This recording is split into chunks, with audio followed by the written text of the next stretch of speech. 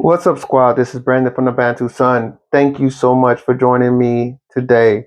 So, I don't know if you noticed, but one of the things I definitely have done is started to slow down on my reporting about Iran and Cuba. And the reason why is I don't believe anything related to those countries that is being spread through the information cycles. I believe these two countries, particularly these countries, are these deep state Cold War holdovers that are somewhere aligned to the US or US adjacent. With the Cuba, pretty sure the US.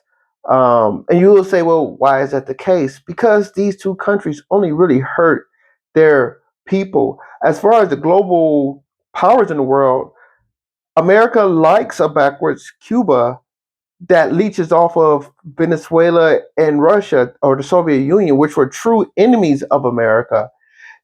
Iran, a weak Iran, is nothing's more beneficial to oil hungry Europe or smaller Arab states on the Gulf, those Gulf states. So it is completely the dysfunctionalities of these states allow other players to basically win. So the question is, and the reason why, another reason I say this is I look at the casualty numbers for the rhetoric that's talked about, like look at Cuba when they try to invade little Cuba. We can go get Maduro from Venezuela, but we can't trust Cuba, which on its last leg. And you notice how America always allow replenishment at the last moment. With Cuba, they allow the Russians, who they supposedly hate, don't even want the Europeans buying their gas, but they let the Russians come bring fuel to Cuba. Or you have a situation with Iran where they constantly threaten, and maybe Trump don't even know. Like I said, I think this is some deep state holdover stuff. Do I think the Kurds would have just gave away American guns or kept the American guns unless they had like a week and a nod to keep those guns and not give them to the Iranian people to rise up against the government?